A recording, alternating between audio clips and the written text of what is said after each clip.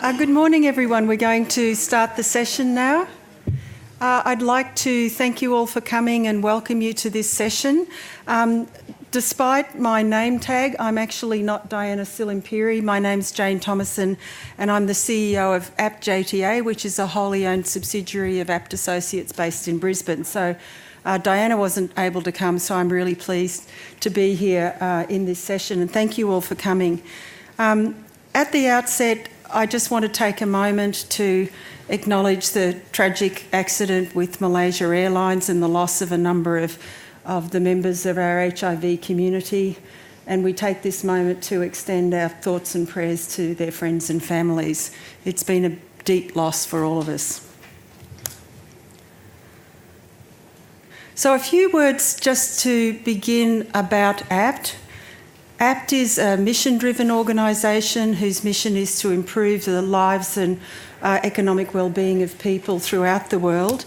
And Abt's been contributing to the HIV effort over the last 30 years in research and evaluation and interventions both globally and in the US.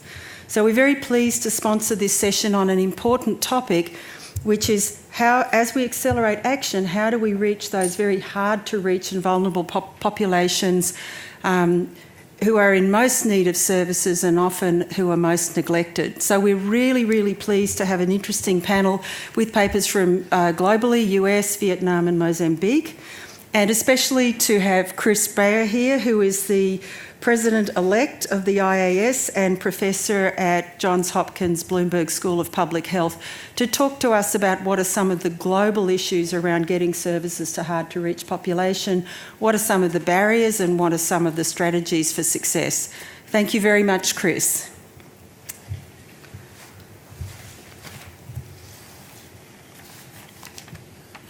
Well, good morning, everyone. It's how's the volume?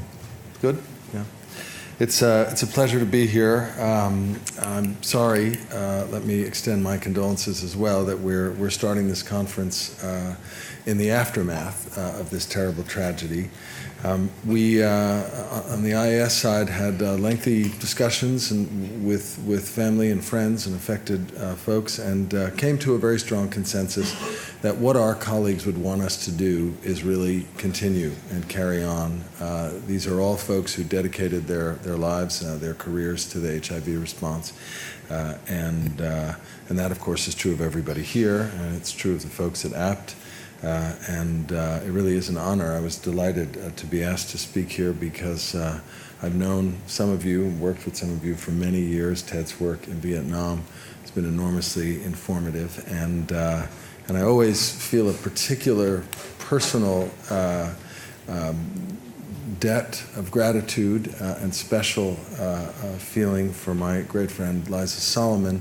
When I was a resident in training at Johns Hopkins, in a very tough personal time in my life when I was living with a man who was dying of AIDS. And this was, of course, for those of you who are out there and who are young, before there were things like domestic partner benefits, before people had health insurance. Liza was the director of a clinic that I moonlighted in, and she was really about the only person who reached out, who helped us, who supported us, and really made my residency training possible. So I owe her an enormous debt, and I've never forgotten that. And I think that's a part of really the power and the strength of our HIV community. And we've seen that resilience and that power really expressed in the response to this tragedy. So key affected populations, of course, are, how am I going to? Okay, we'll have to, this is a pointer? Just use your hand. Really? I can use my hand? See, it's a generational issue. 2 years, I just think of your tongue. Use the mouse pad. Oh, use the mouth? Who said that? Thank you very much. All right. So So what I wanted to talk with you about is some work that we've been doing and others have been doing, a bit of a summary talk in some ways around improving outcomes along the continuum of care for hard-to-reach populations, for key populations. And let me just say before I begin that there are a couple of events related to this work at the conference that I would point you to. First of all, for those of you who have not seen the Melbourne Declaration, the Melbourne Declaration is all about key populations. It's obviously a big theme of this conference. It's on the IAS website. Please look at it and read it, and if you agree with it, sign on to it. We would like to end this conference with a real groundswell around the Melbourne Declaration. The second is that we will be launching, WHO will be launching new guidelines for key affected populations that include some real advances in this area. I think that's very important. I co-chaired those guidelines with my colleague Adiba Kamaruzzaman from Malaysia. And they include, for example, a first recommendation from WHO on the use of pre-exposure prophylaxis for men who have sex with men. It is recommended as an option and a choice. That is not how it got spread in the media. That, nevertheless, that I think is an important advance. This is the first WHO guideline for key affected populations that includes adolescents and young adults, and I think that that is really an important human rights advance. In addition, there's a very important recommendation based on good evidence for community distribution of naloxone to deal with overdose deaths. And I know that's an issue Ted and many others work with injection drug use populations have been concerned about for a long time. And having WHO endorse that, I think, is a real advance as well. Okay. And by the way, that's one of the sex worker leaders who's involved in our Lancet sex worker issue that's come out for the conference. And for those of you who don't read Spanish, what she has tattooed on her shoulder is "Yo uso condón," I use condoms. Isn't that nice? So we define key populations as really having two aspects that are important. One is the disproportionate burden of HIV disease. And the second is really the lack of access to services. And that is what makes key populations key. And the latter, that lack of access, which is so often due to the framework that people so often use, is stigma and discrimination. But stigma and discrimination is a rather soft framework, I think, for what these communities often face. It's much more outright criminalization and aggressive state-enforced stigma against some of these populations that really create barriers to services. And I think we'd all agree that expanding testing, treatment, and safety and dignity for key populations is an urgent treatment priority. It's an urgent priority for these communities. And I think, as you've seen, folks know the new, anybody seen the new UNAIDS report, which is a terrific report? 50% of new infections are estimated to be in key populations worldwide. So if we can't do better in this continuum of care, this whole rhetoric around the end of AIDS is, I think, not going to be a success. Oops, sorry. So just a little bit of a review of data. In 2010, we published a series on injection drug use in the Lancet. And those, the epidemiologic data for that were led by Liza and Brad Mathers. They have updated that data. They really are a global resource for this. And what you're looking at here is the number of people who inject drugs on ART per 100 HIV-positive IDUs by region. And you can see that where you're over 75%, so getting close to what we would like to see as reasonable treatment access and coverage, is that dark red color. Not much of the world. Mostly, of course, failing rather abysmally. This is actually from that series, Daniel Wolf's data. I think it's unfortunately still quite relevant. What Daniel did was look at the 5 largest injection drug use related epidemics. When you put these 5 countries together, Russia, China, Ukraine, Vietnam, and Malaysia, it's about roughly 48% of the estimated number of injectors worldwide. So it's about half. And what you're looking at there is a comparison between the estimated proportion of HIV infections in those countries attributable to injection drug use, and then the share of people on ART with a history of injection drug use. And as you can see, there are really extreme disparities there. The worst of them are places like Vietnam, but Russia also looking indeed very bad. So why is this? What is going on here? Rick Altice has done some very nice work trying to analyze these barriers. That was also in the updated review. And I think there are some really important points to be made here. Everybody here probably knows these, but it's worth reiterating that treatment outcomes really can be optimized for these populations. Substitution therapy, particularly with methadone and buprenorphine, really do improve clinical outcomes. But of course, they remain illegal. How many of you know what happened with the Russian occupation of Crimea? First day of the Russian occupation of Crimea, the Russians stopped methadone. It's a strange priority if you think about it, really. But they are passionate about the dangers of substitution therapy. That has been their policy for a long time, and they enforced it for the people of Ukraine. It affected about 800 drug users, as far as we know. Substitution therapy also, of course, can really help with adherence and retention support. And then there are a number of other ancillary services that are wraparound services, often called, that are really very important as well, mental health services and comprehensive interdisciplinary approaches, and of course careful management of pharmacokinetic drug interactions, and that's going to be even more important in the era of hepatitis C treatment. Hey, Joe. Good to see you. These are data that are not yet released. They're actually embargoed until Tuesday, but they're in your, for those of you who've registered, these are in your Lancet, in your packets. We have the Lancet sex worker issue. And what you're looking at here is all the available data. It's a meta-analysis, systematic review of HIV prevalence among adult sex workers, women sex workers globally. And that, as the color darkens, the prevalence goes up, and that darkest color is where HIV burdens are over 50% of female sex workers. So that is an extraordinarily high burden. And as you can see, basically all of those countries are in southern sub-Saharan Africa. The best estimate is that about 92% of all deaths attributable to HIV in sex workers occur among African women.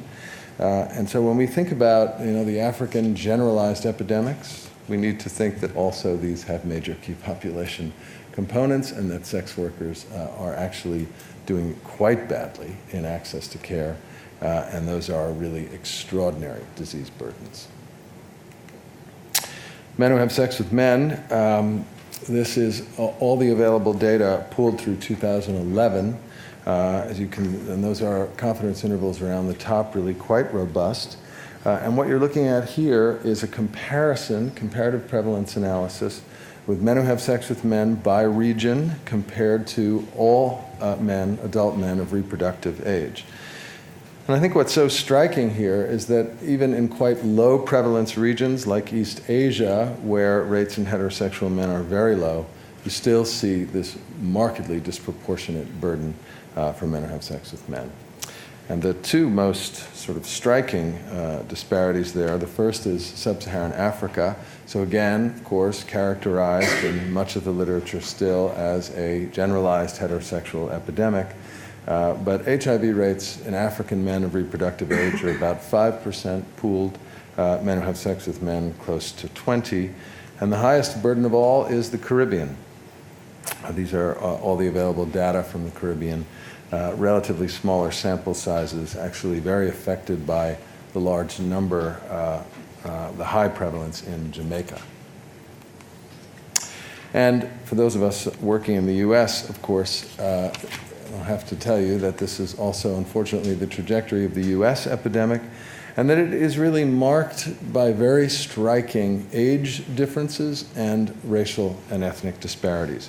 So what you're looking at here is recent data from the CDC, the 37 states and 5 dependencies, and this is the CDC's surveillance data for the youngest age cohort of MSM, and I think they really are to be commended for going down to age 13. So this is 13 to 24-year-olds. It really is adolescent and young adult men who have sex with men, by race and ethnicity, and of course what you see there, unfortunately, is the hugely disproportionate burden among African Americans.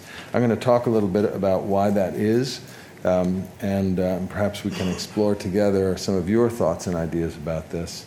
Very often, particularly with kind of lay audiences or medical audiences who don't know much about HIV, if you ask the question, why do you think this racial disparity would be so marked, you get answers like, well, there's more substance use in that community, or they have more partners, or they're less likely to use condoms, or there's more age mixing. They're like African girls, that they have older male partners because of poverty.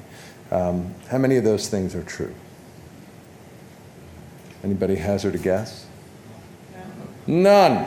Yeah, none are true. So we'll talk a little bit about what really has emerged as the differences, because I think that will really help us understand what we're talking about when we talk about problems in the continuity of care. I would also add, this is recent data from the CDC that we put together for a PTN talk recently, that there is also a geographic disparity, and the geographic disparity is also very illustrative of some important differences here. So what you're looking at is, again, up through 2011. It's U.S. data by region, Northeast, Midwest, the South, and the West, and, of course, broken out by racial and ethnic category. That pink color is African Americans. So if you look, for example, at the Northeast and the Midwest, the rates in African American MSM are roughly equivalent to white MSM, higher, somewhat higher than Hispanic Latino in green there. And remember that this is, I should be clear, numbers of infections. So while the numbers of infections are roughly equivalent, say, in the Northeast, African Americans are a much smaller population, right? So this is a disproportionate burden that you're looking at. African Americans are about 11% of the population, so it's really very disproportionate. But look at the South, and I think the critical thing to see there is, while we have what can only be called an extravagantly high burden of disease in African American men, it's also substantially higher in white men, right? And why would that be? And here we're not going to say anything necessarily about red states, but just wait.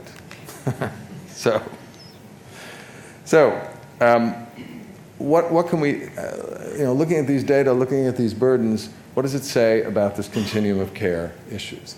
And I should say that it's a little hard to see probably where you are, but that's the National AIDS Strategy up there. And the National AIDS Strategy, which I think is such an important document for the US, is actually based on epidemiology. For an epidemiologist, that makes us happy. Yeah, we love that, right? That it is somewhat evidence-based, and it really does try and address these issues. So these are really important data that I'll go through in a little bit of detail by my colleague Greg Millett, who was at the White House when he did these. These are from the Lancet paper that we did for AIDS 2012. And what you're looking at here is the cascade, continuum of care, comparing black versus white men who have sex with men in the United States. And I should say this again is a systematic review and meta-analysis. There's 178 papers in this, so it's all the existing data where there are abilities to compare across racial and ethnic categories. And the first thing that you see at the very tippy top there, the sort of start of this cascade, and I think we'd all agree that the first most important step is testing, diagnoses, right? The top of the cascade, African American men are 6 times, a little over 6 times as likely to not be diagnosed if they're living with HIV. That is an enormous disparity, right? And now, in the era where we understand that effective antiretroviral therapy, particularly with full viral suppression, is prevention, explains an enormous amount of why there is such a great disparity, right? Right there, the fact that these men are so much less likely to have, if they're living with HIV, to have diagnosed HIV, and of course to have treated HIV. Secondly is the likelihood of diagnosis. So if you have been tested, African American men close to 2.5 times, or a little over 2.5 times as likely to be diagnosed with HIV. And then this rather painful disparity about half as likely to have any form of health insurance. And that's got very little to do with numbers of sex partners and condom use and STIs and using sex, mixing substance use and sex, right? That is a true structural difference. ART utilization, again, about half. Initiation of therapy above 200 CD4s, so that is really a health systems measure, again, much lower. So these are people who, if they are getting onto therapy, are doing so late. And again, thinking about what we know now about treatment as prevention, if people are started with very advanced disease, their entire transmission career has already happened, right? So those are all lost opportunities for prevention. ART adherence, also very poor, and that's an area where obviously the health systems elements, I know many of you are working on improvements in quality. We had a terrific session yesterday on quality. That is really a quality issue that only about half of people are adherent.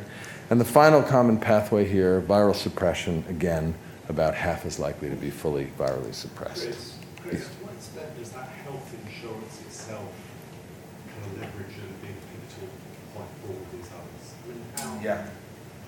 So when you pull this together, as Greg has done, this is looking in a multivariate fashion at these. The things that really appear to matter the most are the health insurance coverage, healthcare visits, and poverty. And of course, those things are highly correlated and related, right?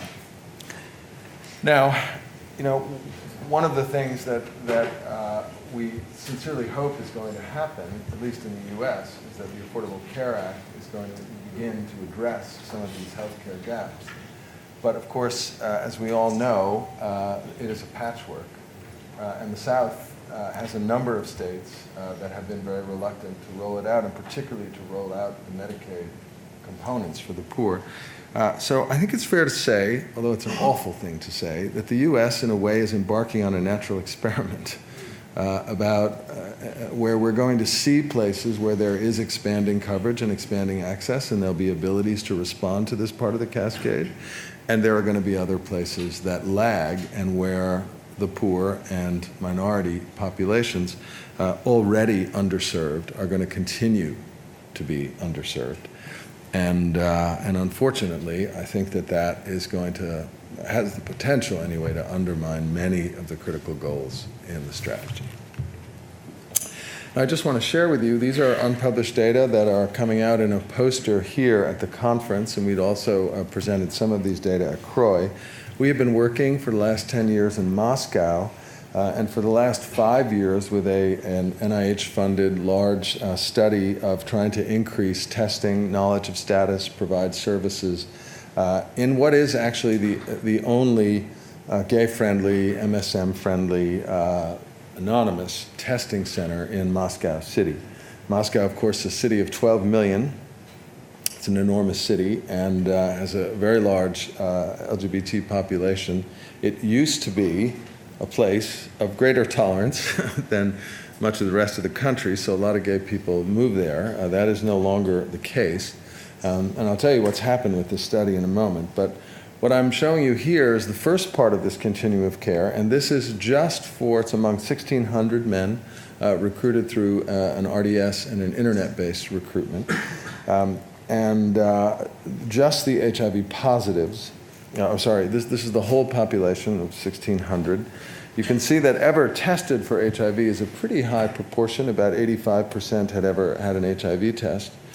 But if we look at, this is now just looking at the men living with HIV infection, it's a little over 200 of them. Aware of HIV status is only about 20%. So 80% of these men were living with undiagnosed and untreated HIV. And when we took it down to the bottom of the continuum there, 9% of men living with HIV were on treatment. So think of that in terms of the total population of 1,600 or so. And this is among the worst levels of treatment coverage you'll see. Now, let me point out that, first of all, Russia is a middle-income country. It has universal access to antiviral therapy. At the end of the Soviet Union, it decriminalized homosexuality, so there's no laws against being gay in this country, and every Russian citizen who is living with HIV is supposed to have access to free ART. So what's wrong with this picture? So the first thing I'll tell you that's wrong with this picture is that this clinic and the service that we were providing is truly anonymous, and we had to get a waiver from the Russian government, and I won't tell you how because, you know, it's Russia. And it's complicated. But nevertheless, we got it, and we held on to it for a number of years, but it was the only place. Otherwise, it is name-based reporting, and it is a federal registry that documents risk for exposure. So if you are a gay man or you are suspected of being a gay man, you can end up in a federal registry as an HIV-positive person who is also a known homosexual. How does that sound to you in terms of particularly the Russian government, right? So that, it turns out, they have an array of laws that, for example, limit your ability then to go to university. You can't get student visas. You can't adopt. If you do have children, they can be taken from you. It is an incredibly onerous cascade of negative events. So the upshot of that, of course, is nobody is getting tested, and neither would any of us. Right? And so people are living overwhelmingly with untested and untreated HIV. Now, probably some of you know that in the last year and a half or so, Russia embarked somewhat unexpectedly on an anti-homosexuality campaign. They passed this new anti-propaganda law. The website that we were using as a recruitment tool and as an information tool for this clinic was shut down because it was perceived to be violating a provision in the law that you're not allowed to promote homosexuality. Interestingly enough, there were two hookup websites in Russian where, basically they're kind of places where people find sexual partners. They were allowed to stay open. They shut down the information site but kept up the hookup site. And those hookup sites, as it turns out, are being used by some really anti-gay groups to lure people, and then you probably have all seen these videos posted on YouTube. You think you're hooking up, you're going to an apartment, you get there, there's 5 skinheads with a camera, and then they beat you up and film it and put it on YouTube. So those sites are still functioning, and of course for the community it's a period of intense fear, concern, anxiety. Now, just to say, after the website was shut down, we continued to operate the clinic, and then our participants started to say, it's not safe to come to this clinic. And of course, because it's Russia, it's not like anybody has a subpoena or the police come, but instead, scary-looking people hanging around, being intimidating, frightening people, and making everyone feel that this is no longer safe. And then our staff, who are mostly middle-aged Russian ladies, dermatovenereologists, phlebotomists, nurses, they started to say, we are not safe coming to work. And at that point, we pulled the plug. So this service, which was the only one, as I said, providing anonymous VCT and STI care and services for a city of 12 million, was closed as of last October. Now, I just want to say that we've also tried to look at this at the continuum of care and start to get some data together. We were asked to do this by the PEPFAR program, and I tell you, it was remarkable, the paucity of data, particularly from developing countries, from Africa, sex workers, on the continuum of care, because mostly what people have collected, and everybody in this audience will know that, the indicators typically have been just really testing and condoms, right? Those have been the classic kind of PEPFAR indicators. And so if you ask the question, what proportion of sex workers are actually getting tested and getting on ARV, very few places have that data. So this is data from our group, Steph Burrell, a terrific junior colleague of mine at Hopkins, doing a project in Swaziland. Sorry to say that the prevalence in this RDS sample of sex workers in Swaziland was 70%, 70.3%. Safe to say the period of early intervention passed. Knowing status is actually pretty high, and currently on ARVs at 30%, we thought was relatively impressive. Same approach, same RDS, lower prevalence, this is in Togo, again from Steph's work. Here, the HIV rate was only about 27%, but you can see the cascade is looking much less impressive.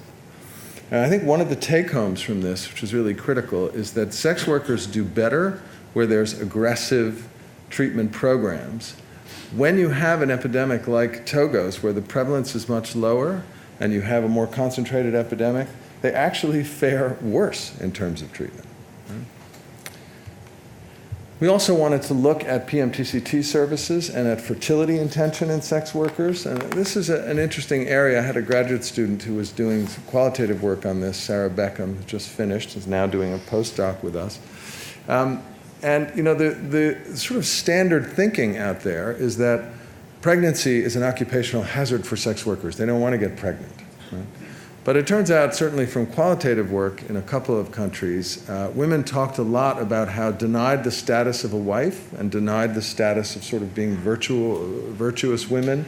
The status of motherhood is very, very important. A large proportion of sex workers are mothers. This, again, is from that same Swazi data set. So 80.3% of these women already have at least one child.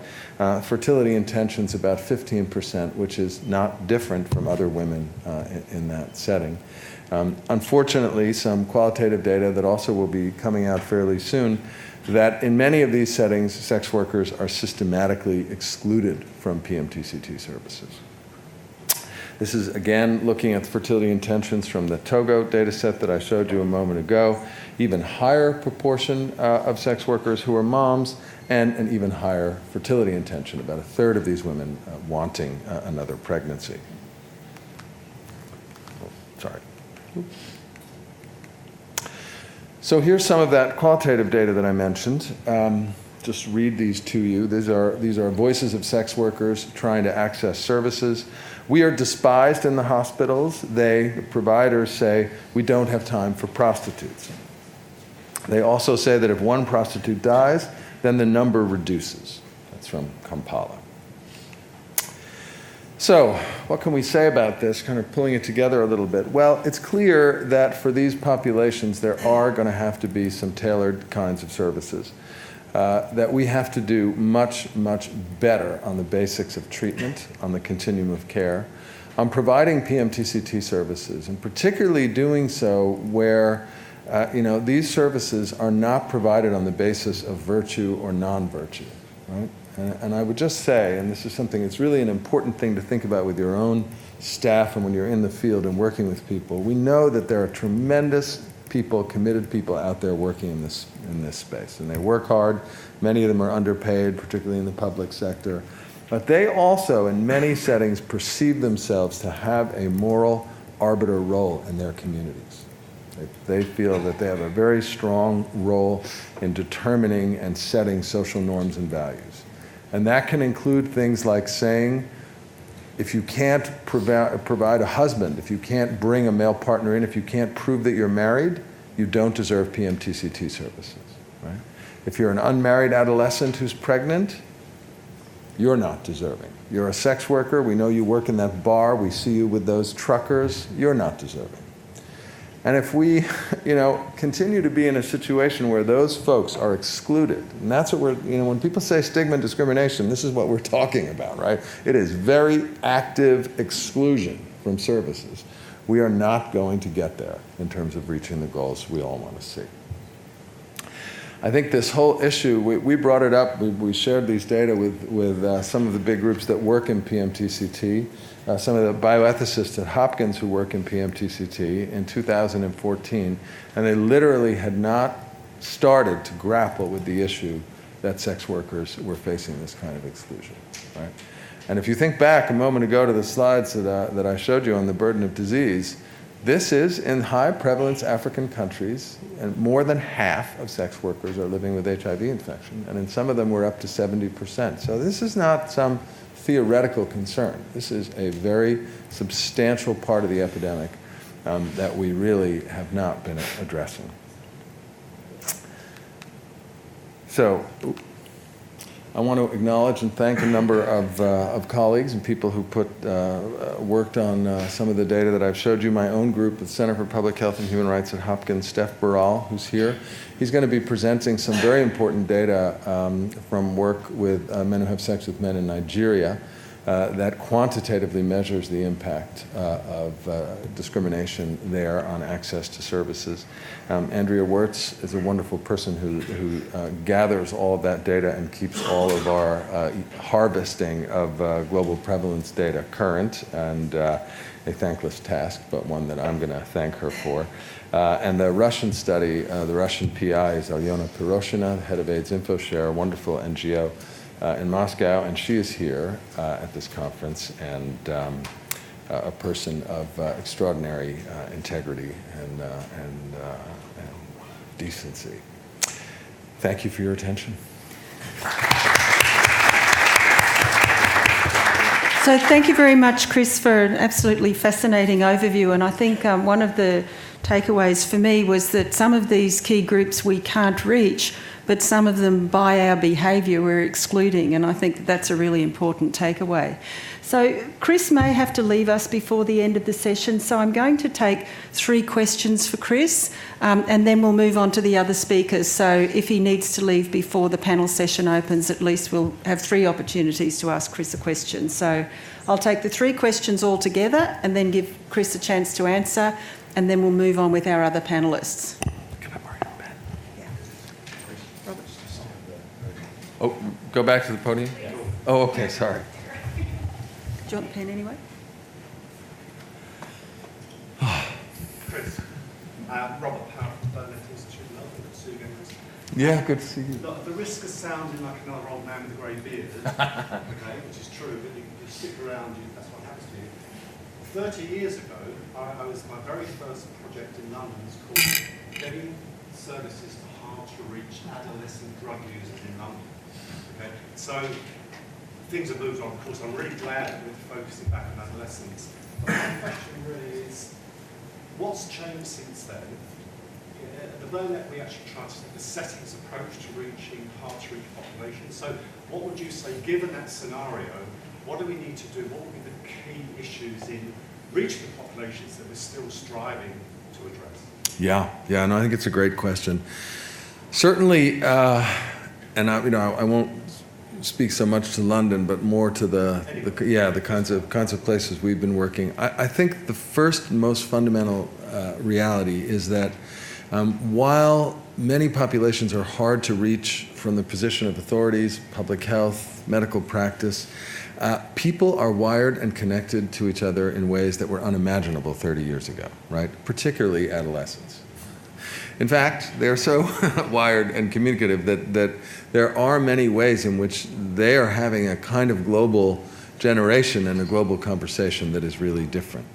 And I think we don't necessarily understand so well that relationship with HIV, but it is remarkable that particularly among young men who have sex with men, as an example, there really is a global epidemic underway. And there is some argument that social media has really played some powerful roles in that. So I think the issue isn't so much that they're as hard to reach as they were 30 years ago, but rather that we need to really rethink how we engage and how we communicate. I think one of the things we've learned from the epidemiology, sort of shoe leather epidemiology, the advances like RDS and venue time sampling, and molecular epidemiology, is that we underappreciated the role of networks and the centrality of networks in HIV transmission and also in support and care. So the next generation of engagement with these populations has got to be much more sophisticated about networks. I think that is essential. With the Russian study that I showed you, we tried a comparison between a respondent-driven sample and an internet-based sample as an empirical approach to say how do we do better, how do we go further. And then we particularly started several rounds of RDS seeds with some of the populations that we knew or suspected were particularly at risk, Central Asian migrants in Moscow, which is a very large population, and people who are very excluded from services, married men who have sex with men. It turned out that the internet-based approach was not a great fit for Moscow. There are all kinds of internet scams out there. Anybody who's had Russian worm viruses in your computers know all about those. People don't trust the internet, and the getting people from the internet into a physical venue turned out to be very challenging. The respondent-driven sample, particularly once we got a number of rounds away from seeds, turned out to be a very good way to reach deep into the community. We've just finished, I didn't include it here, but we just finished a geo-mapping of the full RDS of the 1,600 men. And the way that because it was an anonymized study and we didn't want people's names and addresses and information, which turned out, considering all the thugs surrounding the clinic, was a very good decision, was that we just asked people what's their nearest metro station, because that's what everybody uses in Moscow. And the map of the RDS recreated the map of the Moscow metro, amazingly. And it shows really a very broad reach. So that was consoling to us that, in fact, as a tool, as a recruitment tool, it really did work. Thank you. We take two more questions, and I'll take one after each other so that Chris can answer them both, and we'll proceed. So the gentleman in the third row, yes. Okay. My name is Hari Singh. I am from India. I have two questions. One is, do you have any data of suspected window period clients data globally, or especially for India? And another is how many dietitian centers, counseling centers are at government hospitals in nationally and globally? One more question? Maybe they're quite short. Maybe you can answer them and we'll take the next one. Yeah. So there's a great deal of interest in trying to find acute and recent infection and look at people in the window period. There is some good evidence from a number of studies that that early and acute infection are particularly important in transmission in networks of men who have sex with men, because there appears to be more rapid onward transmission within those networks, and particularly among the youngest subsets of MSM. So that's an area where there is a great deal of work. The challenge is, of course, that it is difficult to find those folks. The approach that the most successful groups have been using, it's kind of technically complicated, but it's basically to do pooled PCR using many, many samples and looking for acute infection in a pooled approach. The group in Bangkok that now has the largest cohort of truly acute HIV infections, the Thai Red Cross, I think they're at about almost 180 acute infections, is using this kind of a pooled algorithmic approach. Thank you for your presentation. I think what was compelling to me about sort of looking at all the countries together was, in many ways, it feels like what's happening globally, including in the United States, and I should say to Kenyon Farrell from TAG in the US, that we're seeing these are political problems, right, that are driving, right, these issues. And so hardest to reach becomes a kind of category based on a range of like political circumstances that are partly perhaps religious based and culturally based, that are about sort of conservative sort of retrenchment of the social safety net programs, particularly in the US. I'm thinking about the Affordable Care Act. So I just am kind of struck by that. I guess my question is thinking specifically about the US, the South, the former Confederacy, if you will, and the lack of Medicaid expansion. One of the things that I don't see happening from the US perspective is really an argument about the impact of that lack of expansion as it particularly relates to the AIDS epidemic in those southern states, which is where the epidemic has moved, right? Yeah. And so how do you see a kind of engagement at the city and state level in those places that may be useful to help kind of shift some of those dynamics over time?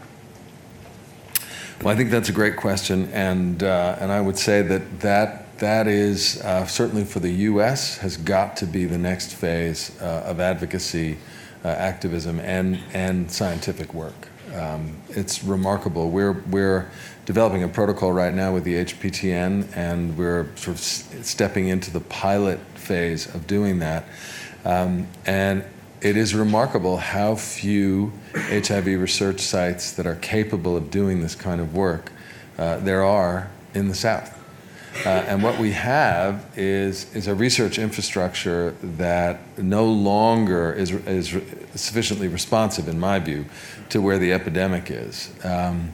And of course, we're in a constrained environment where it's expensive to get these sites up and running, and the pressure constantly is to use the sites that are already there. So you can do this work in Boston and in Baltimore and in Rochester, New York, but not New Orleans and not Mobile, and that's in so many ways where we need to be. So I think that's a major advocacy effort.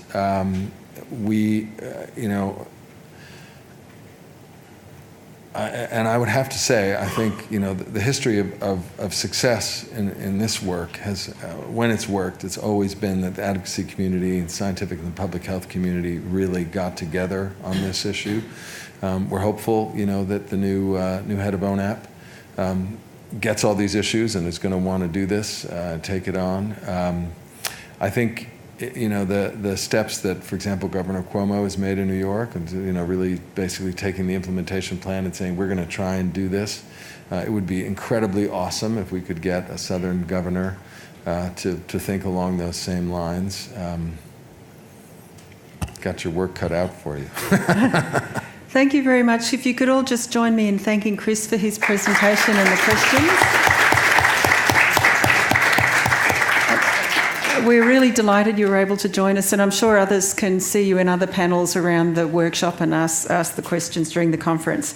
So we'd like to move on now to our next presenter, who is Liza Solomon, who is a Principal Associate at Abt, and she leads our domestic HIV portfolio in the US, and she's going to be talking about HIV in incarcerated populations. Thank you. And Chris, I want to thank you very much for all the leadership you have done for all of us in the HIV world. Thank you.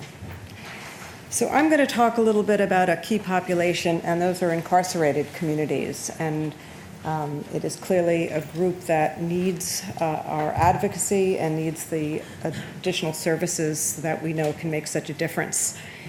And what I'm going to present is really part of a larger study that has been supported by the National Institute of Drug Abuse. It's called the LINK study, and it's the Link into Care study.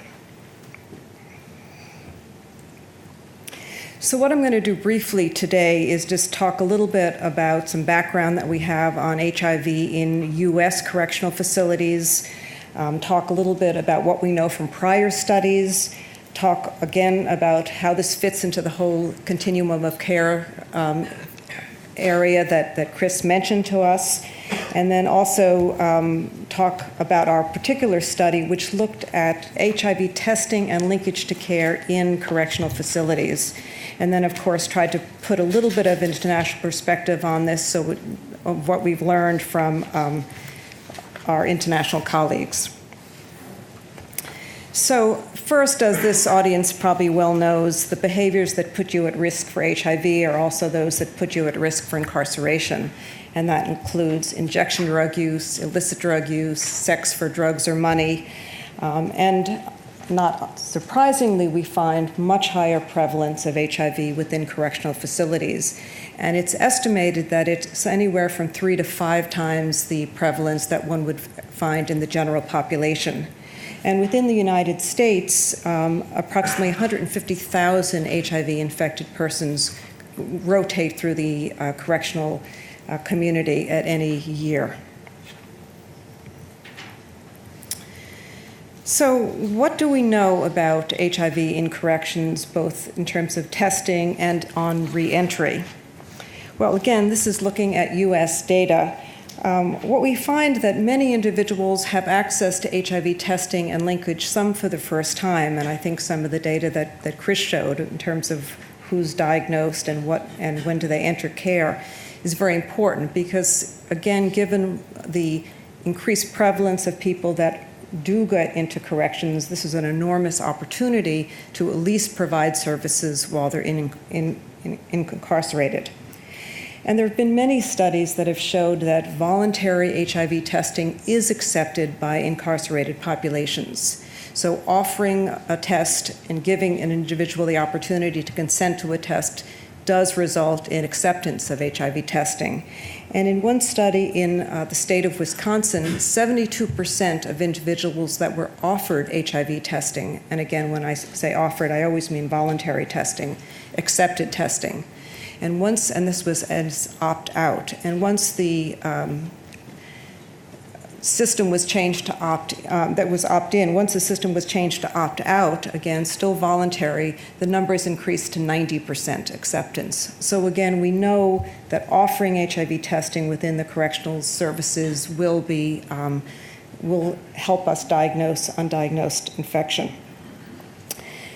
We've also seen from many studies that individuals can have very good medical care in corrections. And in fact, in the United States, it is a requirement by law that individuals be offered treatment. And again, we have seen that it is very possible to get good treatment and good viral suppression for those incarcerated. The problem is once people leave corrections, and we've seen a terrible drop-off in those who are able to stay in care and to then stay virally suppressed.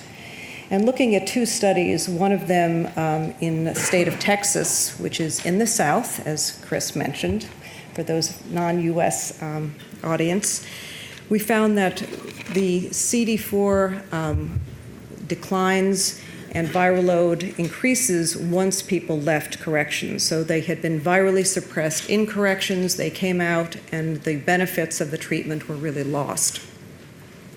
In another study, also within Texas, they found that only 20% of those who left a Texas facility were enrolled in a clinic within 30 days. So in other words, it was very obvious they were going to have a disruption in their care. And if you look at those 90 days out, it was only 28% who were in a clinic after being released from incarceration.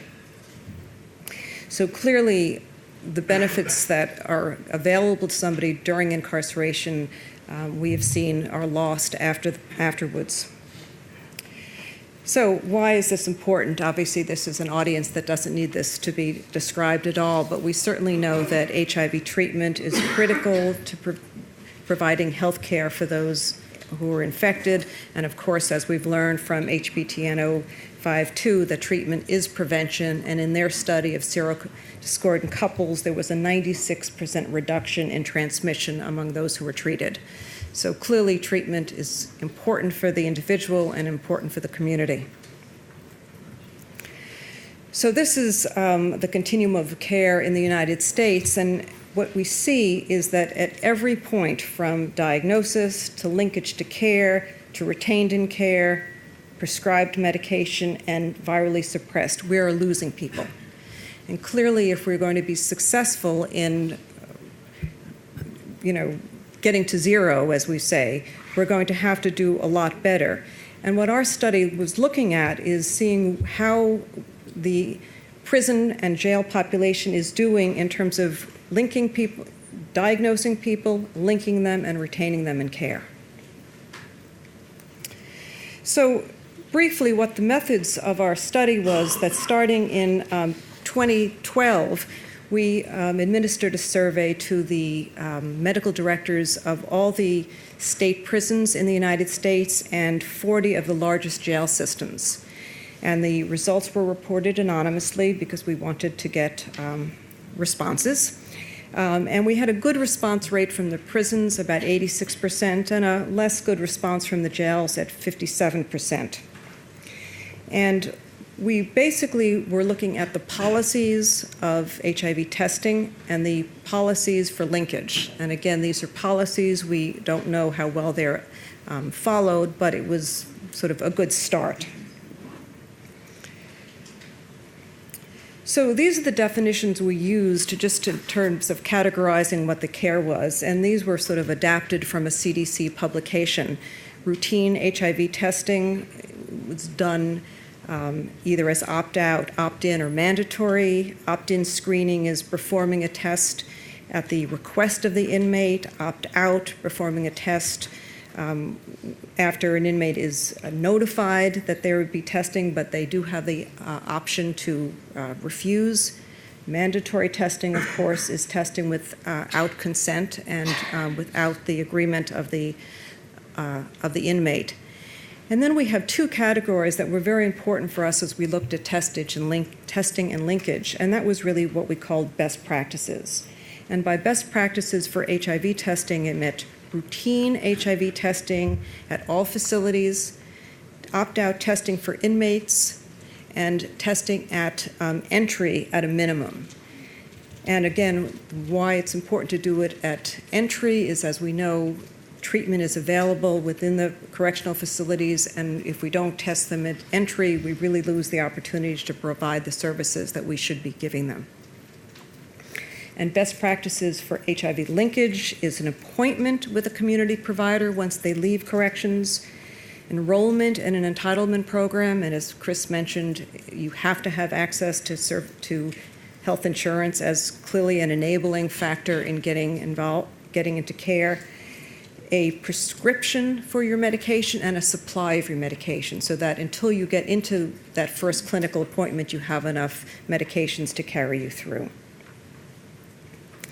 So what did we find? So let me just orient you to the table, and also just say briefly that for those who aren't that familiar with the correctional justice system, prisons and jails are very different types of institutions. Prisons are long-term institutions, usually for individuals who have been convicted of a crime, usually for a year or more. And by comparison, jails are short-term facilities. You may be held while you're waiting sentencing or waiting trial. They are very short-term facilities, and it's estimated that people cycle in and out of jails on an average of 48 hours. So it's a very rapid-fire entry, and again, very different facilities. So this presents the findings that we have in terms of testing policies. And if you look at the top, we started with just specific services. For instance, were testing provided at all facilities? And as you can see, 88% of prison systems and 100% of jails agreed. And then as you go down the table, we look at the testing policies. Testing is mandatory for all inmates. A surprising 37% of prisons report mandatory testing, and no jails report the same.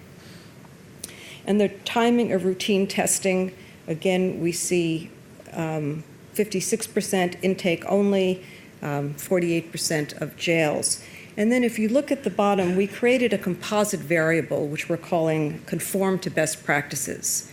And the best practices are the ones that I provided in the definition before, which is basically routine testing at all facilities, opt-out testing, and providing testing at intake. And what we see is pretty disturbing in that only 14% of prisons and 30% of jails conform to the best practices for HIV testing. Looking at linkage or discharge services, again, the table is organized in the same way. You see individual services starting, and as you go down the list, you have combinations of services. So what we again see that in terms of service combinations, 56% of prisons provide a list and medications, and 57% of jails. But when you look at the combination of services that we believe are necessary to provide adequate linkage to guarantee that the benefits of treatment will be sustained, we see that only 19% of prisons and 17% of jails conform to best practices. And again, best practices meant an appointment with a community provider, enrollment in an entitlement program, prescription, a physical prescription, and a supply of HIV medications. So again, you see less than 20% for jails and prisons. So what were our key findings? Less than half of jails and prisons provide opt-out testing. More than a quarter of prison systems report mandatory testing, and although the majority of systems provide medications, they don't provide the range of services that we believe are necessary to prevent disruption of care. And I'll just briefly highlight this because I want to make sure that we have enough time for discussion. But we wanted to give some international context to see, well, how do these US findings compare to what we see in other countries? And so we did a literature review of HIV testing and linkage with the keywords that you see presented there. We did a 10-year time frame, and we reviewed over 200 articles and found actually 12 articles that specifically mention HIV testing and linkage, and these are presented here.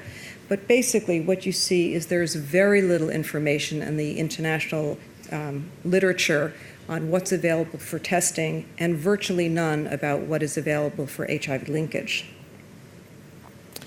So in summary, few prisons and jail systems provide the full ranges of services that are recommended.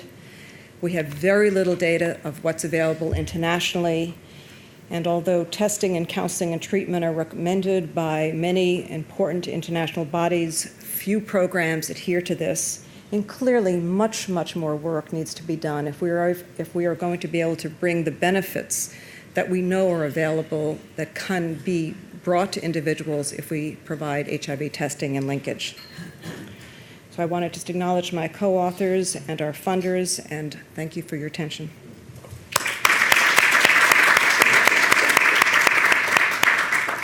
Thank you very much, Liza. We're going to move straight on to the other panellists, and we'll take the questions at the end. So I'd just like to welcome Theodore Hammett, who's Abt Vice President, and he's going to be presenting on another hard-to-reach population, sex workers, sexual partners of injecting drug users in Vietnam. Thanks, Jane. Actually, just following up on Liza's talk, some of these findings are really interesting, particularly, and I did some of the first work back in the mid-'80s on HIV, well, it was before it was even called HIV, in 1985, in prisons and jails in the US, and there's been some tremendous improvement in the kind of care and the level of care that inmates are able to receive within correctional facilities. Obviously, the treatments have changed, but I was sorry to see really that the discharge planning and linkage part is not much better now than it was in the mid-'80s. So there's a lot of work to do. So let's transition to. Speaking of transitions, transition to Vietnam and sexual partners of people who inject drugs. I want to, first of all, thank my co-author, Wang Quat, who's here with me today, who's involved in the whole range and all the dimensions of this project from the very beginning, and who will also be speaking, importantly, on harm reduction and drug policy at Wednesday's plenary of this conference, where she'll be upstaging Bill Clinton, I believe. So we look forward to that. So there's a real logic to the importance of female sexual partners of people who inject drugs, and why they should be considered a key population in the HIV epidemic, particularly in places where we have concentrated epidemics that are driven primarily by injection drug use, as is the case in Vietnam. In Vietnam, most people who inject drugs are men, and most of them are sexually active. And as a result, their female sexual partners may be at very high risk for transmission or acquisition of HIV. We're looking at 3 sites in Vietnam where USAID PEPFAR supported HIV prevention interventions for sexual partners. in Hanoi, Ho Chi Minh City, and Dien Bien province in the northwest of the country. And it's interesting that in these, particularly in Hanoi and Dien Bien, we see that the risk to the sexual partners is primarily as a result of their sexual relations with their male IDU partners. Because in Hanoi and Dien Bien, a very small percentage of the sexual partners are themselves people who inject drugs. So their primary risk, this is different in Ho Chi Minh City, where a much larger percentage of the people, of the sexual partners are themselves drug injectors. So these interventions that I'll talk about have been implemented, and we evaluated them using serial cross-sectional surveys that include both behavioral interviews and HIV testing. And importantly, in 2013, we conducted linked surveys, or surveys that could be linked. They were done separately of the male IDUs and their female sexual partners, and I'll present some data in which we linked interesting findings from those, on an individual basis, findings from those two surveys. I think something that hasn't been done very much of, and it's quite important. It can be very important. So this shows the 3 sites of our projects, sexual partners projects in Vietnam, both in the north, Dien Bien and Hanoi, and in the south, Ho Chi Minh City. And you can see from this slide that the prevalence of HIV among the male partners, these are from the linked surveys again, in 2013, the prevalence is high in both the sexual partners and the male drug injectors. The prevalence among the SPs is particularly high in Ho Chi Minh City, and we think that's because many of them are also drug injectors themselves. But there are discrepancies between the prevalence in the two groups, and this suggests and shows why there are high rates of serodiscordant relationships in these couples. So the interventions are based on a community-based organization model that Wang and her colleagues at SCDI pioneered in Hanoi and has spread to other parts of Vietnam. I'll talk a little bit about this model in a moment, but it includes, the interventions include peer outreach and education, HIV testing, encouragement to disclose status within couples and linkage to HIV treatment, overall looking to improve the continuum of care for SPs and for their male partners. This conceptual model operates at 3 levels: the macro environment of policy and group attitudes, community attitudes, a micro environment where we talk about couples and networks. Chris mentioned the importance of networks. That's really important here as well. And at the individual level, and how changes can occur at the individual level. So our evaluation results show that these interventions for sexual partners were effective in many ways. They successfully reached this population of sexual partners, and we found improvements in the rates of consistent condom use and some aspects of the relationships between the sexual partners and the male IDU partners. And we also found that there was a positive relationship between exposure to these interventions and rates of consistent condom use in all 3 sites. However, despite these improvements, there are still some problems that we see, and they're very important ones to highlight. Deficiencies in information within these couples regarding HIV status really pose problems for durable risk reduction. And I'll show you some data that demonstrate this from the linked surveys. So this table arrays the SP's beliefs. We asked them, what do you think the HIV status of your partner is, your male partner? And then we also had the test results of the partners in the survey of the male partners. So we were able to compare these.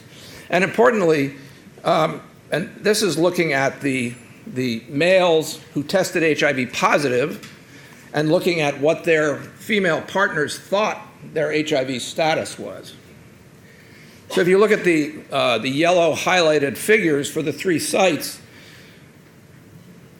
and you add up for each site the percentage of the women who believed that this male partner was negative when he was in fact positive, or said they didn't know what his status was when he was positive, we find that between a third and a half, depending on the site, of these women had incorrect information or lacked information about the HIV status of their male partner, of their HIV positive male partner. So this is a real problem. And so what does it mean in terms of the heightened risk for HIV transmission in this population? Well, we took some conservative estimates of the sizes of populations at various points, the number of people who inject drugs, the percent who are sexually active, the percent who are in serodiscordant couples in which the male is positive and the female is negative, and the percentage from this study, roughly 40% of the women who had incorrect knowledge. And we come to a figure of at least 10,000 female sexual partners of injection drug users in Vietnam who are at high risk for HIV because they do not have correct information about their male partner's status when their male partner is in fact HIV positive. So we come to some recommendations based on this study. We think that sexual partners should be added to the list of key populations in the epidemic, that interventions need to address both sexual and injecting behaviors, that there need to be better HIV treatment, HIV testing services, and efforts to increase disclosure, mutual disclosure of status within couples, empowerment of sexual partners, both as individuals, within couples, and as communities. And Wang's CBO model in Hanoi shows that you can empower communities of sexual partners as well as communities of drug users. She has compelling evidence of that as well. But communities of people in this situation, women in this situation, can be empowered to take action to help themselves and to protect themselves. These findings and recommendations are relevant to other areas of the world where there are HIV or injection drug use driven epidemics, such as elsewhere in Asia, Eastern Europe, parts of the Middle East, and parts of Africa now, and also potentially relevant to addressing issues with sexual partners of other key populations. So I'd like to acknowledge USAID PEPFAR Vietnam for their support, SCDI, Wang's organization, for the intervention, design, and implementation, for our provincial partners in the 3 sites, for other staff of Abt, both in Vietnam and in Cambridge, for various contributions to this, and to all the sexual partners and people who inject drugs who participated in the interventions and their evaluation. Thank you. Thank you very much, Ted, and that's an important recommendation to include the sexual partners of injecting drug users as a key population. So I'd now like to welcome Daniel Lee, who's the Monitoring and Evaluation Director of a USAID-funded project in Mozambique that is trying to extend services to hard-to-reach populations in Mozambique. Thank you. Thank you, Jane, and thank you, Ted. We're going to move on now to Sub-Saharan Africa, and going to talk in a similar discussion about CBOs. So I work for Abt Associates on a CHASS-SMT project, which is the Clinical HIV/AIDS Services Strengthening Project. It's a 5-year USAID-funded project. And we're going to talk about leveraging community-based organizations to increase demand for clinical services in hard-to-reach populations in Mozambique. So what role do communities play in providing HIV services to hard-to-reach populations in Mozambique? And how can communities and community-based organizations contribute to the continuum of care to improve patient outcomes? These are some of the questions we're going to be talking about today in this presentation. If you review the upcoming agenda for this conference, you'll find a common pattern in the titles of key panel sessions and abstracts that shows just how important an engaged community is in the continuum of care. A mobilized community plays a decisive role in supporting HIV prevention, care and treatment services, from increasing community demand for health and related social services to improving adherence of HIV care and treatment. So in Mozambique, the benefits of a mobilized community were only leveraged recently when ART patients were organized into small community support groups that were formally recognized by health facilities, allowing them to pick up ARVs for their group members. Not only did this create tremendous opportunities for the patients in terms of reduced travel costs and time spent waiting in lines, it also had a tremendous benefit to the patient volumes in health facilities as it reduced the number of people who were passing through the site. And this has had tremendous benefits in terms of retention and the quality of services. So let's talk a little bit about some of the main challenges we have in Mozambique. There's a population of about 26 million in Mozambique, with a high prevalence or a generalized epidemic at about 11.5%. So that's about 1.6 million people living with HIV. And unfortunately, there's a fairly low ART coverage. Of the roughly 1,450 health facilities, only about 45% provide HIV care and treatment services. And of those people who have, who live near enough to one of these health facilities, only about 508,000 of the 850,000 people who need ART are actually receiving it. So that's about a 60% coverage rate, and it's actually quite a bit lower in children. We also have a fairly high loss to follow-up in Mozambique. About 25% within the first 12 months are lost to follow-up, and it gets significantly worse in the 24 and 36-month cohort. So we're talking about a 71% retention rate in Mozambique at 12 months. We also have some gender inequalities that I wanted to touch upon. For instance, gender-based violence fosters the spread of HIV/AIDS by limiting one's ability to negotiate safe sexual practices, disclose HIV status, and access services due to fear for reprisals. Studies have also shown that women who experience violence are at 3 times higher risk of actually contracting HIV. So let's look at the positive side, some of the forces for change. Communities are mobilized in Mozambique. We've got a number of initiatives, whether they be government or projects or even community-based organizations that are helping to really get communities involved in the continuum of care. And one of those is my project. CHASS-SMT is working with 8 CBOs to try and get them more involved, and I'll talk about that in a minute. The Ministry of Health also has a new acceleration plan that they're pushing forward. They're trying to reduce new infections by 50%, and one of the primary ways of doing that is to increase ART coverage. And one of their flagship strategies is to expand these ART community groups, or GACs they're called, which really has a tremendous impact on retention. And then finally, we've got the PEPFAR Gender-Based Violence Response Initiative. PEPFAR is investing over $215 million globally, and just in the region, about $60 million in Mozambique, Tanzania, and the DRC. So what's the intervention response? As I'd mentioned, we're focusing on strengthening health facility community linkages through the contracting of community-based organizations, and those CBOs are being used to, and their activists being used to create demand for health services through behavior change communication, HIV counseling and testing services, as well as patient outreach for HIV patients who are lost to follow-up. In addition, they provide GBV screening and referral services for legal services, as well as health facility services. So what are the objectives? We're trying to increase demand for HIV and related primary health care services, improve ART retention, and increase awareness about gender-based violence, gender inequalities, and help improve access to services.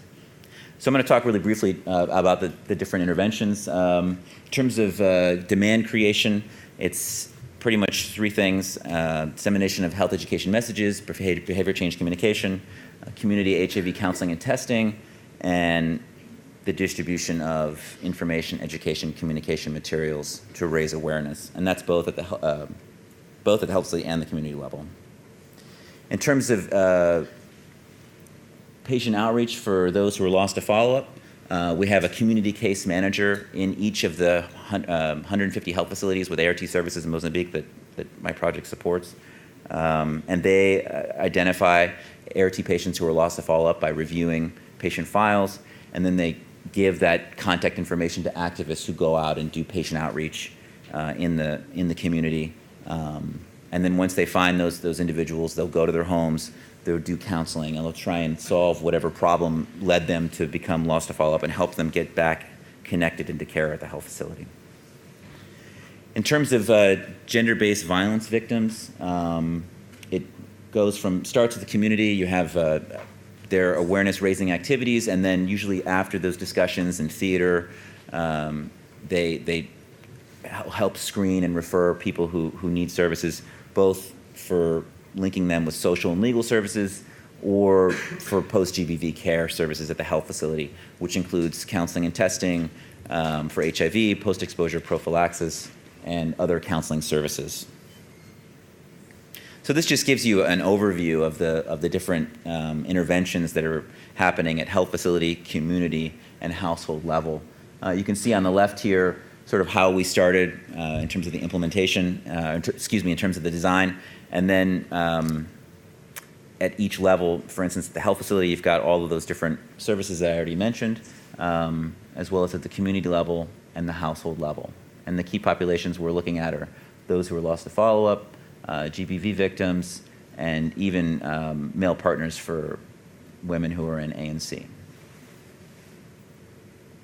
So I just want to present quickly a little bit of data from the project. This is data over the life of the project, which started in October of 2010, and this data goes until March of 2014. So this is the patient outreach cascade for those lost to follow-up. So over the life of the project, we've identified about 50,000 patients who were lost to follow-up. Of those, only about 74% were in the catchment area of the activists, because the catchment area of the health cities are quite large, and they don't have bicycles or any sort of transportation. We're talking about on foot for the most part. So about 74% were actively searched for, and of those 37,000 that were actually searched for, only about 71% or 26,000 were identified. And of those 26,000, 83% or 21,000 were actually arrived back at the health facility to reinitiate care and treatment. In terms of demand creation, we've reached about 101,000 people with these messages. And usually after, and these messages run the gambit from HIV, they also include malaria, they include a number of different key health messages, as well as GBV, as I mentioned. And after that, if there are patients or individuals who need services, they will refer them to a health facility or to legal services. And of those, only about 37% actually were confirmed arrived at a health facility. But keep in mind that a proportion of that group were referred to legal services, and we've got no way to confirm whether they arrived or not. So, and then looking at the community HIV counseling and testing cascade, of the roughly 150,000 who were counseled, 90% were tested. Of those who were tested, about 9% were positive, which is actually quite high. Rural prevalence rates are actually lower than that. So we've been having some success in identifying households that have a higher risk of HIV. So of those 10,000 were positive, about 77% or 8,400 agreed to be referred to a health facility. And then of that 8,400, about 74% or 6,200 actually were confirmed enrolled in care. And then just looking quickly at the gender-based violence component, we've reached about 20,000 individuals with behavior change communication messages at the community level. This only started in 2013, so it's a much newer component of the project. Of those, we've provided screening services, and that only began in January of 2013 to about 1,100 individuals for post-GBV screening and referral. And of those, only about a little less than 200 actually received post-GBV care, which is principally, in this case, post-exposure prophylaxis. And it's quite a low number, and that's mostly because of the M&E systems for GBV services are still very much in the embryonic stages and are still being developed. So let's go back to the driving question that this whole presentation was about. in terms of the role communities play in providing HIV services to hard-to-reach populations. Some of the lessons learned. No big surprise, the most effective way to reach these populations is with expert patients or people who are actually from the community. So most of our activists are patients from those health facilities who are our best patients and who are looking to try and share their experience with other individuals who are having more challenges. In terms of patient outreach, we've pretty much come to the conclusion that we need to stop focusing on patient outreach and really put more of our efforts into expanding those community groups, which have just an incredible impact on getting people to watch out for each other and to just reduce the patient volumes and other and patient times and costs.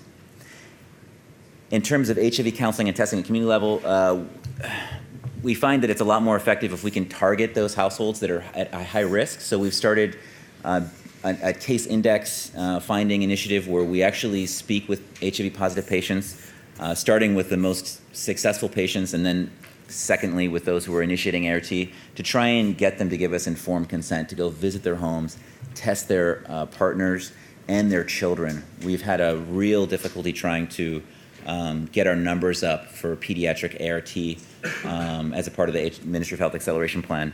And so we're trying all sorts of innovative things to get those kids, and it's still quite a challenge, but we've had some initial success. In terms of GBV, it's a much more difficult initiative for us because it goes way beyond just the community or the health facility. It also involves the police, lawyers, traditional community tribunals, and we found that it's most successful when you have an element in each of those different levels. If it's just the health facility or the community, it doesn't work. And if the lawyers and the police aren't involved and don't train the clinicians and nurses about how to take proper notes so that they can get those legal affidavits from right when that information is still fresh in the victim's mind, there isn't oftentimes a solution for that person.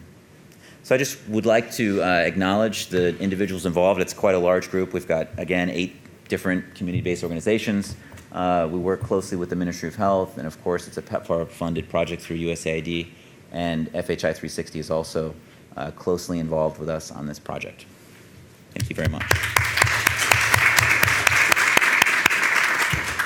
Thank you very much. Well, we've now got some time for a panel discussion, so I'd like to invite our speakers to come up the front and invite both and someone can sit here if they... Oh, there you go. You can sit there. Invite both questions and sharing from members of the audience, because I think it would be most beneficial if we can also hear about some of your experiences with reaching key populations, as well as questions for our panellists. So I'll just throw the floor open, and there's a microphone at the back, so if you can put your hand up to identify yourself, then we'll get a microphone to you.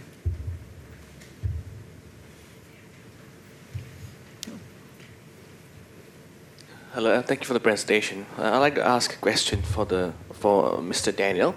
I'm a student from Melbourne. My question is related to the GBV screening. How do you implement, and are there any barriers in doing screening in community? Thank you.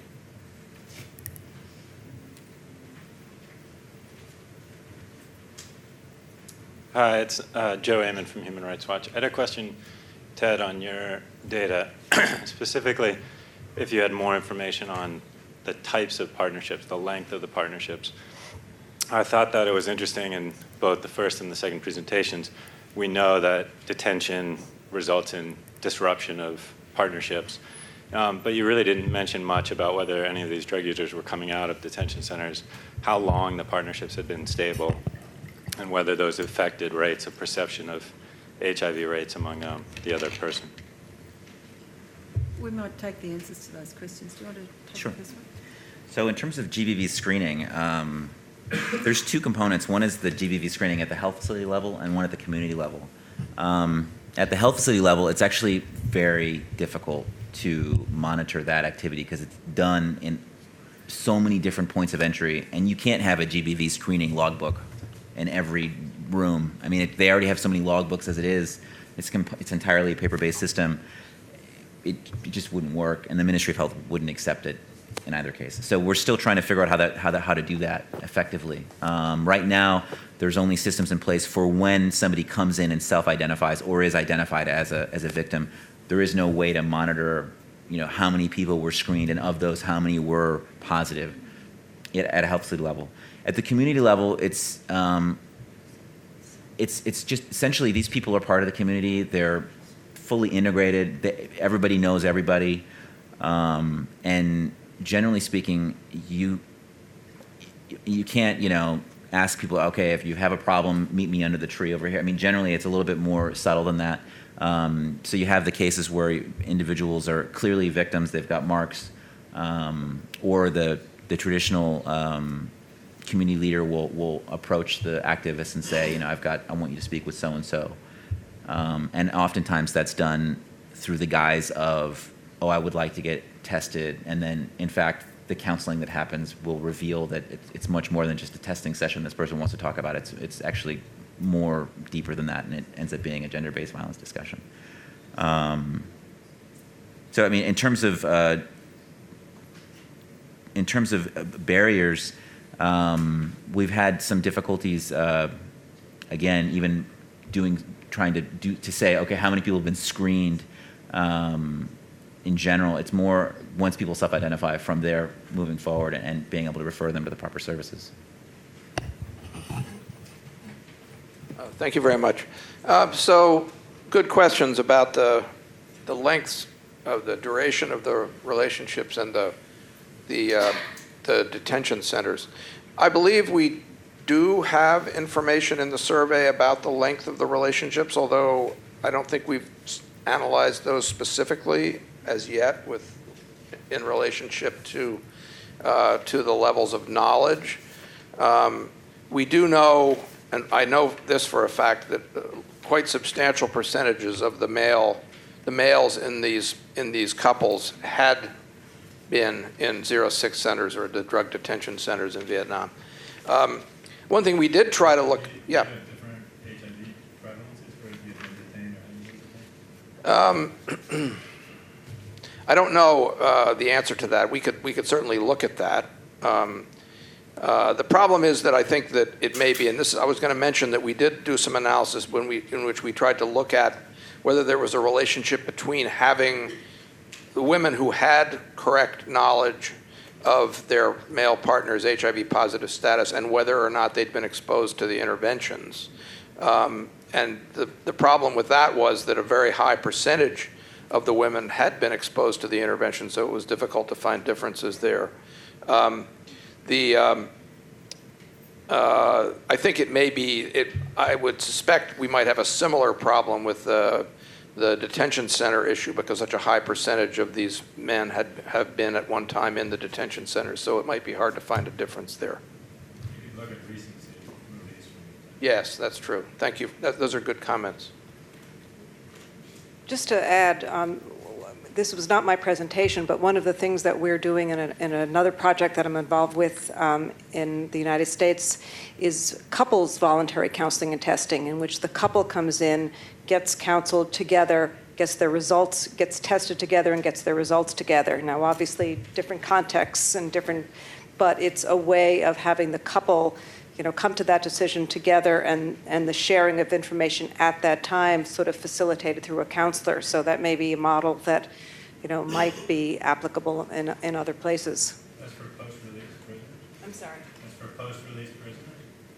No, I'm sorry. Well, as I said, this was for a project that we're doing among men who have sex with men, not in an incarcerated population, so. The issue of couples interventions and couples counseling is certainly something that in these sexual partner interventions we tried to do. And I mean, Wang, you might want to mention something about this. We do try to get the couples in together, and in that case, if they were tested at the same time and got their results at the same time, this might solve the problem of lack of correct information. But obviously, in many cases, as the data show, it didn't happen this way, and the correct information was not available. Thank you, Ted. And I just want to share some more information, as Ted mentioned. First of all, it's about the correct knowledge of the HIV status of the injecting drug user partner. We was worried, looking at the result of the survey, that 40% of the women don't have a correct knowledge about the HIV status of their partner. But if you look at the national data, only in 2013, only 21% of injecting drug users in the country was tested for HIV and knows their result.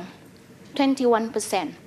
So if 60% of the partner know correctly about the status of their injecting drug user partner, then it is remarkably high in comparison to the national situation among injecting drug users. If injecting drug users themselves don't know their status, how do their partner know? So in our intervention, actually, our slogan somehow is that to keep the negative partner negative. And by doing, in order to do so, we also do intervention in the male partner, in the injecting drug user partner. And the other slogan is to keep the injecting drug user partner negative or on ART as a way to prevent the women to get HIV. I think that's what we try to do. We know that in a survey we did in 2007, among people living with HIV, 1,300 women living with HIV, 88% of them reported getting HIV from their male partner. So for women in Vietnam, clearly, having a positive partner is the way for them to get HIV. So that's about the partner relationship. Back to Joe's question about detention center and the impact on the HIV transmission to their sexual partner. In another survey, we found that around 60% of the injecting drug user had been to a detention center. So quite a lot of them. But in our intervention, the sexual partner intervention project, we identify the primary sexual partner of drug user as the one who have at least 6 months intimate relationship with a person who inject drug. So that's our definition. And we see the turnover, that we call, the turnover of sexual partner is quite high. Among our peer educators, the women who work in the CBO, we have to remove stigma to the women who remarried. We put a kind of a norm that the more time you got married, the more money we would give as a gift at the wedding. And we keep spending more and more money. Just to say that the turnover of the partner is very high among these women.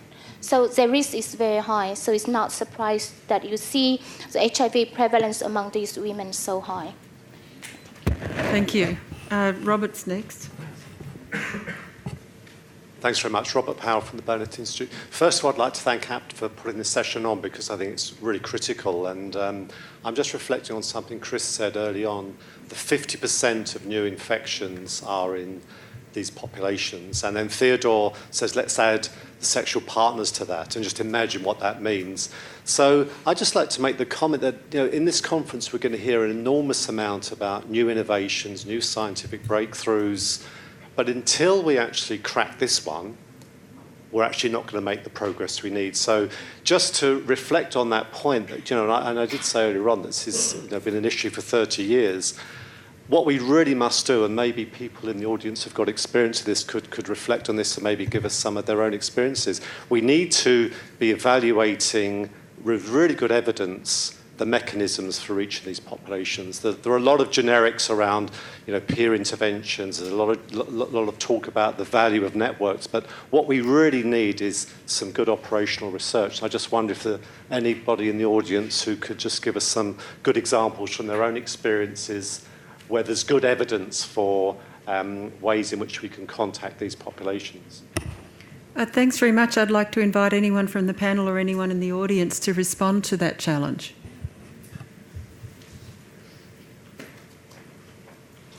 Hi, I'm Megan McLemore from Human Rights Watch. And, it's a matter of political will. I'm going back to my colleague here.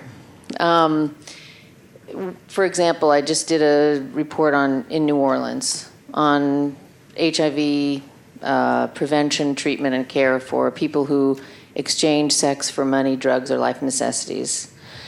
And this is a, quote, hard-to-reach population, but the fact is that if they had a mobile van in New Orleans that went out, at 2 a.m. to try to find these people, they'd be there, I've ridden in those vans in D.C.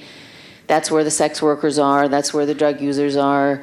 You go out from, 10 p.m. to 5 a.m., and that's how you reach them. And I sat with the city health commissioner of New Orleans and said, from my research shows that it costs about you could have a van for, $80,000 a year. And, they said, we wish we could, but we don't have $80,000. And this is in the United States. So a lot of this is not a mystery. And it really comes down to politics in many cases, unfortunately. And that's where advocacy, is critically important. But we need to be clear that this is not a mysterious problem. And just to add, decriminalizing sex work, decriminalizing drug use, personal possession of drugs. One of the Lancet papers estimated that, 44% of HIV infections in women could be reduced if sex work was decriminalized. We know some of this, but the political obstacles to implementing it are significant.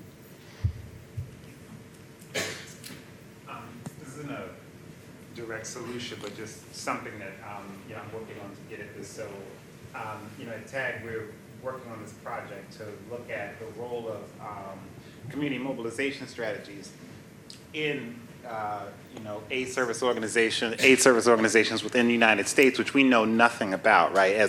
There's been very little research that's really looked at that, and even though we have traditionally focused more on kind of the, sort of biomedical interventions, we know that we can't in the epidemic if we don't know kind of what works. And so I guess the question, so we're going to be looking at 10 different cities and looking at community-based organizations and kind of what they're doing around community mobilization to increase the demand for services. And so your presentation was really useful, and I want to talk to you and get those slides. Because one question I guess I have for you is looking at the sort of cascade around follow-up, right, which I haven't seen before, right, which I thought was really interesting, and some of the rubrics around how you sort of measure success. Are those rubrics that you came up with or that have been kind of developed in other places, one? And two, thinking about the kind of community, sort of group structures to, encourage, ARV use, follow up with, clinical visits or what have you. Are those, some of those individuals paid as staff to do that work? What's the social capital there? And what are the dynamics around, sort of disclosure that, because of stigma that are mitigated when folks in a very small community, sort of everybody knows everybody's business, and how is that sort of mitigated by having people who know you, know your families, have for generations or centuries or what have you, be able to really engage, a stigmatized sort of health status? Thank you. In terms of the cascade, that's just, I'm pretty sure there's no groundbreaking work there. It's just, most of what we do has a cascade. And when we did that work, it was sort of like just the most logical way to track whether we were doing, whether it was working or not. So I mean, that's a pretty standardized approach. And it again, it's good for tracking whether we're having success and monitoring over time, but preventing them, finding out why they're becoming abandoned, why they're eligible for that patient outreach, and then trying to address those issues is certainly the more effective public health approach, rather than emergency response or after they've already had that break in care or treatment. In terms of volunteers, they're all unpaid, except for the people who work in the health facility, because they work a lot more and they have to be a little bit higher education. They have to be able to read, and they have to be able to sort of have basic conditions, like shoes, proper hygiene and clothes, because you're in a clinical healthcare environment. Whereas the activists generally are volunteers. They work part-time, and some are more motivated than others. Generally, we try and use respect as the primary payment. I mean, sometimes they have a uniform or a T-shirt, but that's certainly not a prerequisite. And sometimes we even do initiatives where certain CBOs will get extra funding to have cell phones, so that they can, which also brings a certain level of respect, or hey, it's like a uniform, and those are useful for just communicating information about referrals and things like that. In terms of stigma, that's a real issue, but the whole idea is that the more they're out there talking about it, the more they're trying to raise awareness, it becomes less and less of an issue. But still, people aren't out there going, I'm HIV positive. We don't see that as much as we need to be seeing it. And that's probably specific to the Mozambican context. I'm not sure how that might be in other places. Thank you.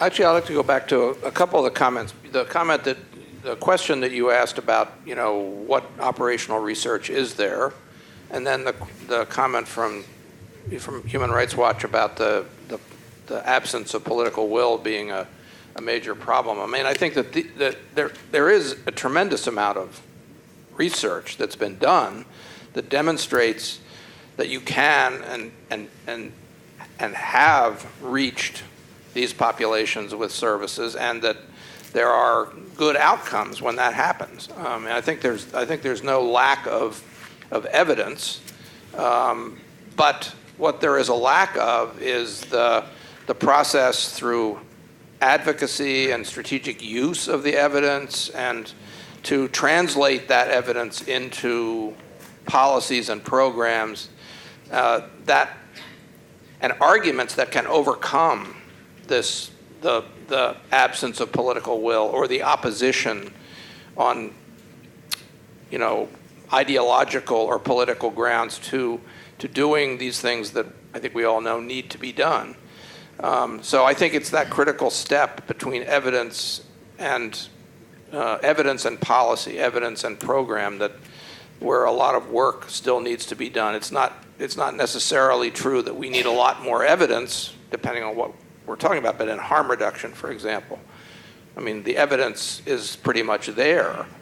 It's translating that evidence into action, and in a strategic way that addresses the kinds of evidence, the kinds of data that may be most persuasive to resistant policymakers. I think that's an important part of the process. Other comments? Hi, my name's Olivia Chang from Pangea Global AIDS, and we work a lot with methadone maintenance programs as well as HIV prevention programs for people who inject drugs in Tanzania. So one of my questions is, what proportion of sexual partners of the male PWIT are also injection drug users? I think one of the extreme challenges we have in our programs is getting female injection drug users into methadone. Through outreach, we know about a third are contacted through outreach programs, but among those who actually are enrolled into methadone, it's about 8%. And aside from the logistical barriers with clinic hours and daily requirements for attendance, a lot of the females in qualitative work we know are very hesitant to come to the clinic because it's in the same location as male injection drug users, many of whom which they've experienced physical or sexual violence by. So I'm just curious if you've seen this in your programs and have any thoughts. So the question was, was it what percentage of the sexual partners are themselves also? Well, I mentioned this briefly, but it's important. In one of the sites in Ho Chi Minh City, I forget the exact figure, but I think that 50%, Wang may remember, of the female sexual partners are also themselves drug injectors. But by contrast, in the other two sites, Hanoi and Dien Bien, less than 10%. And also very low, in all three sites, quite low percentages reported any involvement in sex work. So we believe that in Hanoi and Dien Bien, the primary risk factor for these women is their sexual relationship with the male drug injector. In Ho Chi Minh City, it's more complicated, and we've done some multivariate analysis that shows actually in Ho Chi Minh City that their own drug injection is a more important risk factor than their sexual relationship with but that's not the case in the other two sites. We'll take two more questions or comments, and we'll need to be drawing the session to a close because people have to go to other sessions. There's one in there and one across there, and then we won't be able to take any more. Hi, I'm a professor at a small liberal arts college in Colorado, and I have a question for Dr. Solomon. Have you informed the medical directors of the prisons of best practices? And if so, what's their reaction? And do they have the power to implement policies themselves, or are they sort of, under the thumb of someone else who's telling them which policies they must implement? Thank you. Good question. We worked on a special project of national significance that was looking at testing and linkage to care in jails. And I don't think it's the lack of knowledge that is really the impediment frequently to doing it. But I think it's, as has been described, sort of the different cultures. I mean, the culture in correction is safety, and the culture in public health is health. And so I think for many in the prison settings, they feel the constraints around public safety get in the way of them doing other projects. But also, some of the laws do come down from the state level, and in terms of mandatory testing, that would be a state law. It's probably never just a prison policy. So, the need to change that is fairly significant.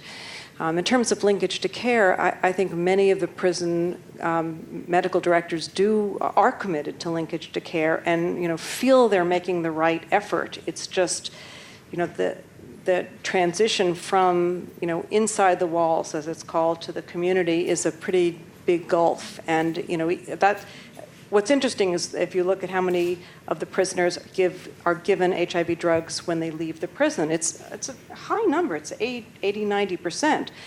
Unfortunately, they don't get all the other things, so they'll use the drugs, they'll never have another appointment, and they won't have access. So I think there are small efforts, but they're just not the comprehensive efforts that need to be done to really get us to the next level of care. Can I just add something to that?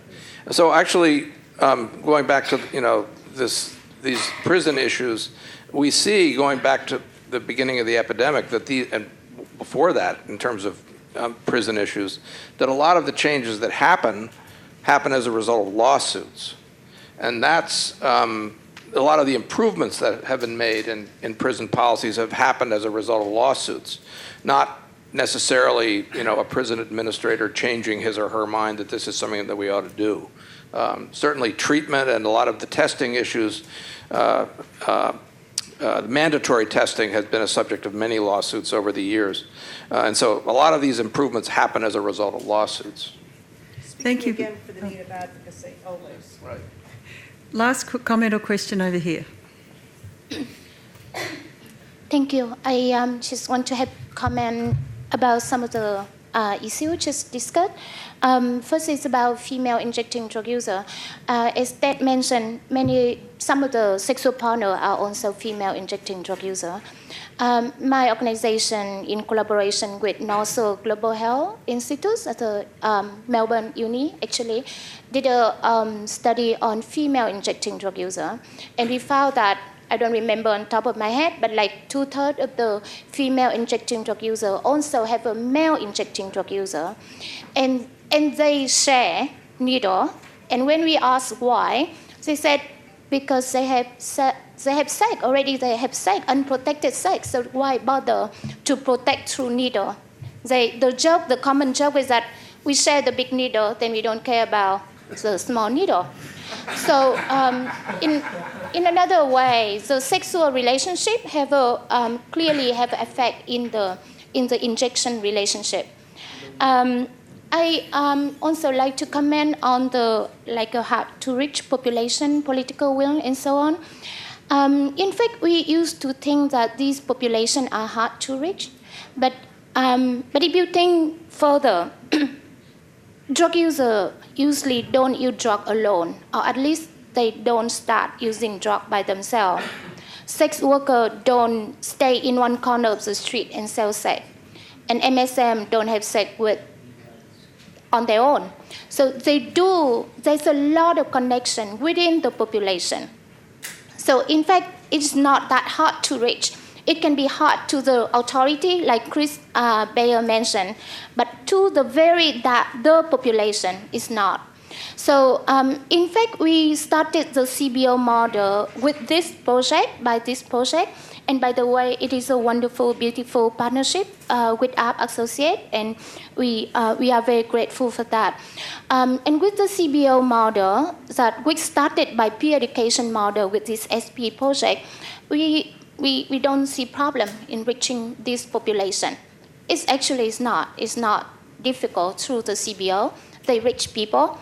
And the other things that people mention political will, but I think it's the policy doesn't happen in a vacuum. It have a different dynamic, and the development of the community system clearly have an influence to the policy, to the political will. So it have to be like two-way or multi-dimension. We cannot just blame the political leader, but we also do our part to influence the policy. So thank you very much, and I'm going to need to draw the session to a close, and I'd like very much to thank our panel of speakers. I'd also like to thank the audience for your participation, and thank you for joining us in this very important session, because as Chris pointed out to you and Robert reinforced, 50% of new infections are in these key population groups, so they're quite critical, and we've heard about injecting drug users, sexual partners of injecting drug users, people who are in incarceration and difficult to reach populations in Mozambique, and these are all critical. A second point that I wanted to make to you was, I think it was really powerful how important health insurance coverage was, in terms of the findings in the US. And as people are going around the conference and thinking about universal health cover, I want you to think about how universal health cover actually impacts on these key populations, because I think that's a critical link that people aren't necessarily making.